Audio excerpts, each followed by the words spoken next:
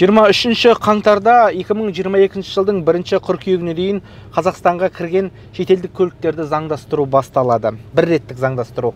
Осыған орай көпшілікті толғандырып жүрген сұрақтарға жауап іздеп көрдік. Бізбен бірге болыңыздар.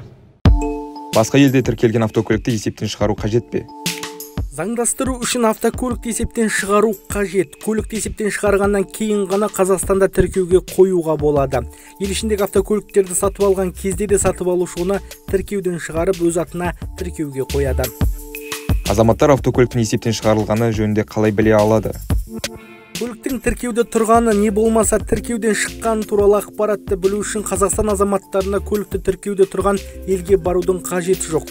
Көп жағдайда сатушылар үшін көліктің өз атында тұруы тиімсіз. Осыған байланысты әдетте бұрынғы иелері автомобиль сатылғаннан кейін өз өтініш беріп, көлікті есептен шығарады. Қандай көліктер кедендік тазартудан өтуі керек? Кедендік тазартудан Еуразиялық экономикалық одаққа кірмейтін елдерден әкелінген автомобильдер өтуі керек. Бұл жалпы тәртіппен жүзеге асырылатын әдеттегі процедура.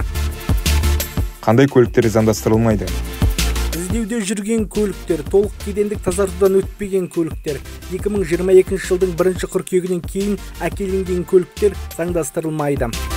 Армян көліктерін заңдастыру қалай жүргізіледі? Қазақстанда Армениядан әкелінген көліктер уақытша тіркеуге алынған. Ішкі істер министрлігінің хабарлауынша, қазір министрлік бұл көліктерді Армениядағы тіркеуден шығару туралы жұмыс жүргізіп жатыр. Бұл көліктерді заңдастыруға қатысты барлық мәселе шешіледі. Елге қосалқы бөлшек ретінде енген көліктер заңдастырыла ма? Қазір ішкі істер министрлігі елге қосалқы бөлшек ретінде кіргізілген көліктерді заңдастыру бойынша жұмыс жүргізіп жатыр. Ол үшін әр автокөлік иесі құжаттары мен автокөлігін автосонға тіркеу бөліміне әкелуі керек. Сол жерде барлық құжаттар мен көліктерді тексеріп, әр автокөлік бойынша жеке-жеке шешім шығарылатын болады. Қай уақытқа дейін автосақтандыру жасау керек?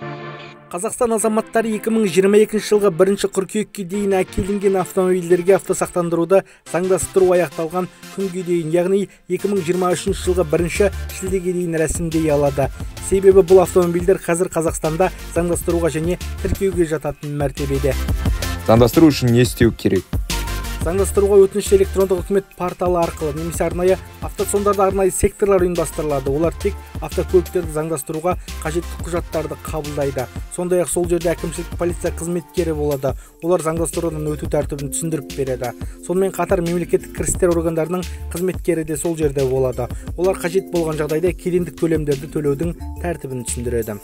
Автосонға қандай құжат ұсынуы керек? Көлік иесі автосонға 4 құжат ұсынуы керек. Өтініш берушінің жеке бас куәлігі, көлік паспорт немесе тіркеу туралы куәлік, көлікке меншік құқығын растайтын құжат. Оған көлікті сатып алу, сату, айырбастау, сыйға тарту немесе иеліктен шығару туралы өзге де мәміле шарттары, мұрагерлік құқығы туралы куәлік жатады. Көліктің елге қашан кіргізілгенін қалай анықтайды? Көліктің елге кіру күні ұлттық қауіпсіздік комитетінің шекара қызметінің немесе мемлекеттік кірістер органдарының жүйелері бойынша айқындалады. Бүгінде бұл процесс толығымен автоматтандырылған және автокөліктің шекарадан өту есебі оның ВИН коды бойынша жүргізіледі. Өтініш беруші тексеру нәтижелері туралы қалай біледі? Тексеруден сәт өткен жағдайда өтініш берушінің ұялы телефонына оң нәтиже туралы және көлік құралын тіркеу үшін арнайы автосонға келу туралы қысқа хабарлама жіберіледі. Тіркеу қанша тұрады?